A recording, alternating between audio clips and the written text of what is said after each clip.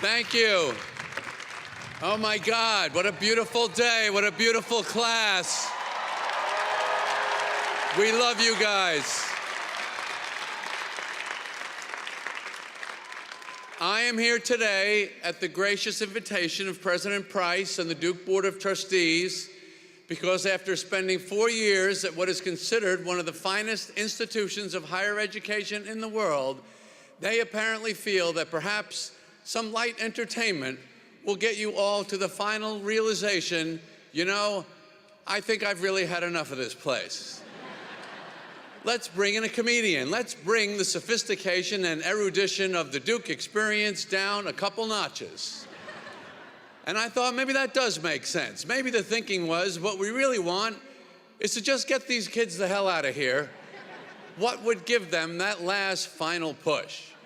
Because what you might not be fully aware of is that the entire time you have been at this wonderful university, we have been meeting and talking to other kids that we would like to replace you with.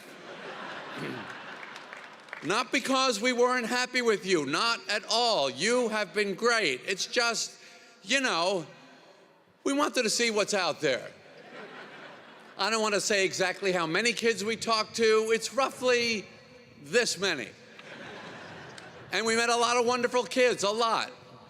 Was there a time when we were thrilled to have you come here to learn, grow, and flourish? Of course there was. That time has passed.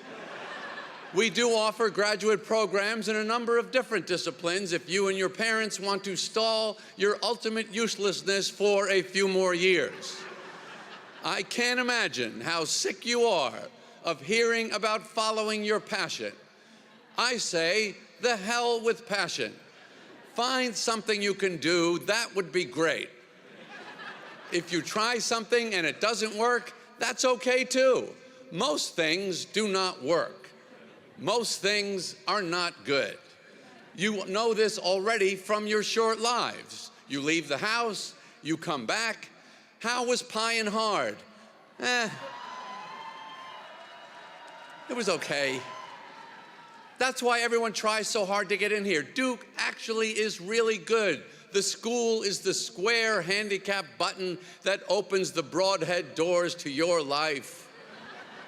Unless it's those heavy wooden doors at the West Union, those will kill you.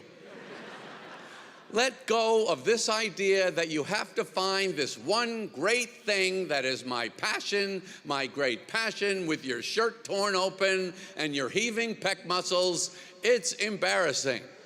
Just be willing to do your work as hard as you can with the ability you have. We don't need the heavy breathing and the outstretched arm from your passion. It makes coworkers uncomfortable in the cubicle next to you. Find fascination. Fascination is way better than passion. It's not so sweaty. I will give you my 3 real keys to life, no jokes in this part. Okay, they are, number 1, bust your ass. Number 2, pay attention. Number 3, fall in love. Number 1, you obviously already know, whatever you're doing, I don't care if it's your job, your hobby, a relationship, getting a reservation at M Sushi, make an effort. Just pure, stupid, no real idea what I'm doing here effort. Effort always yields a positive value, even if the outcome of the effort is absolute failure of the desired result. This is a rule of life. Just swing the bat and pray is not a bad approach to a lot of things. Number 2, pay attention. If you're in a small submersible that looks like a giant kazoo and going to visit the Titanic, 7 miles down at the bottom of the ocean, and the captain of the vessel is using a Game Boy controller, pay attention to that. What are you checking out down there? Oh, I see what happened. This ship sank. Now I understand why it never made it into port. If the fish where you are have eyes like Shelley Duvall and a bendy straw with a work light hanging off their head, you do not belong there. If the fish are going, I can't see a goddamn thing, you won't either.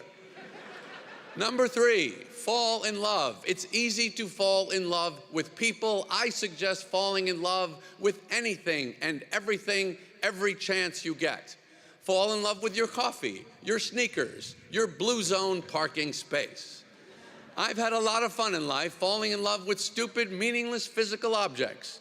The object I love the most is the clear barrel Bic pen, $1.29 for a box of 10. I can fall in love with a car turn signal switch that has a nice feel to it, a pizza crust that collapses with just the right amount of pressure. I have truly spent my life focusing on the smallest things imaginable, completely oblivious to all the big issues of living. Find something where you love the good parts and don't mind the bad parts too much. The torture you're comfortable with. This is the golden path to victory in life. Work, exercise, relationships, they all have a solid component of pure torture, and they are all 1,000% worth it. Privilege is a word that has taken quite a beating lately. Privilege today seems to be the worst thing you can have. I would like to take a moment to defend it.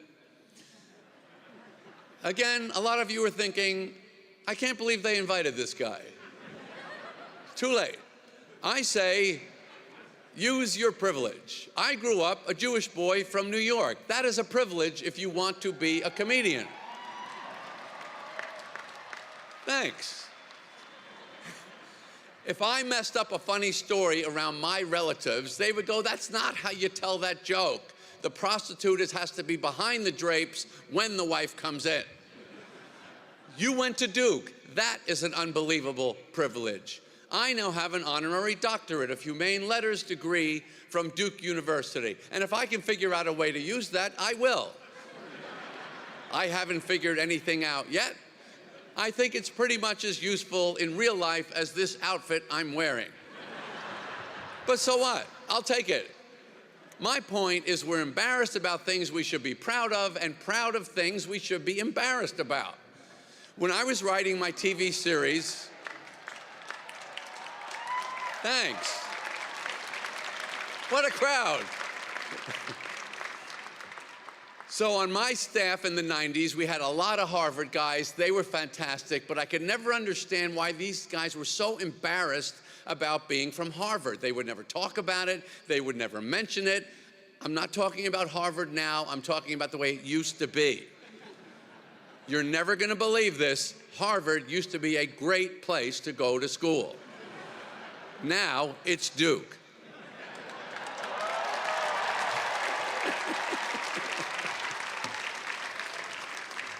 You didn't fake your fabulous education. You earned it. Be proud of it.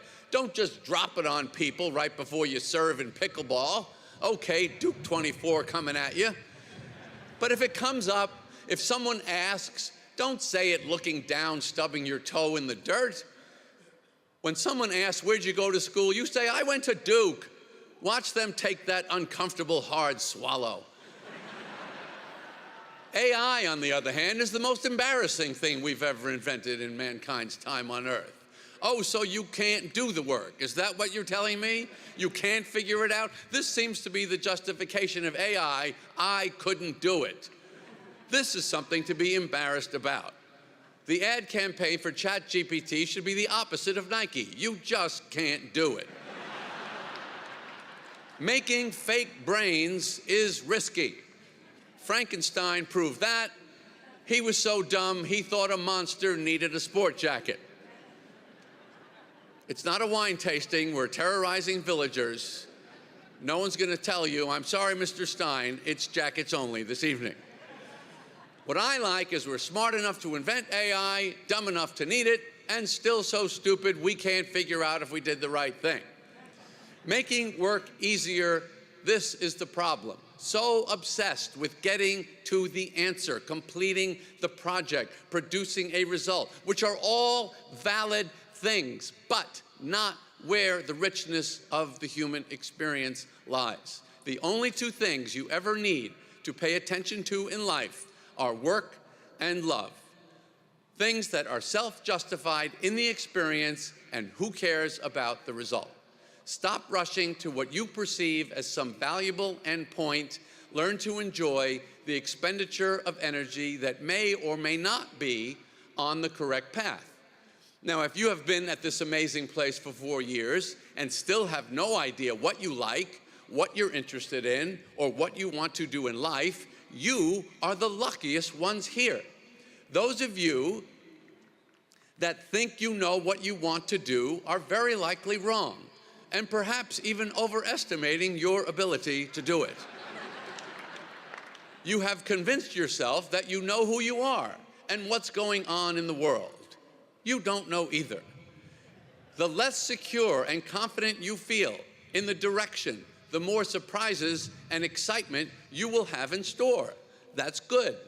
So the better the job you've done in finding a path for yourself, the more boring and predictable your life is going to be. If you're sitting here today completely confused, feeling lost, adrift, and totally abandoned, you might even be a G. I say, congratulations. You win the Duke commencement ceremonies of 2024. You are about to go on a hell of a ride. About work, you know how they always say nobody ever looks back on their life and wishes they spent more time at the office? Well, why? Why don't they? Guess what? Depends on the job. If you took a stupid job that you find out you hate and you don't leave, that's your fault. Don't blame work. Work is wonderful. I definitely will not be looking back on my life wishing I worked less. If that's not how you feel at work, quit. On your lunch break, disappear. Make people go, what happened to that guy? I don't know. He said he was getting something to eat, never came back.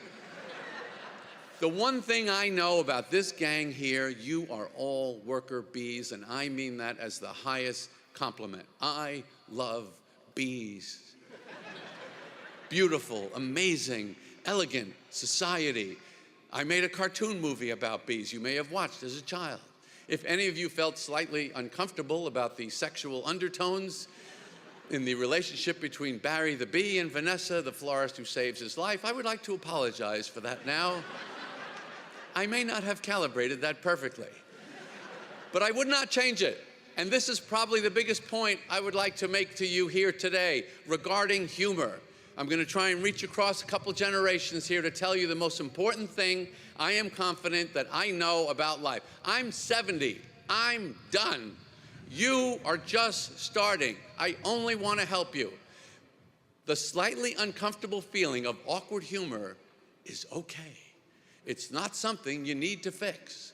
I totally admire the ambitions of your generation to create a more just and inclusive society. I think it is also wonderful that you care so much about not hurting other people's feelings. In the million and one ways, we all do that every second of every day. It's lovely to want to fix those things, but, all caps, but, what I need to tell you as a comedian, do not lose your sense of humor. You can have no idea at this point in your life how much you are going to need it to get through.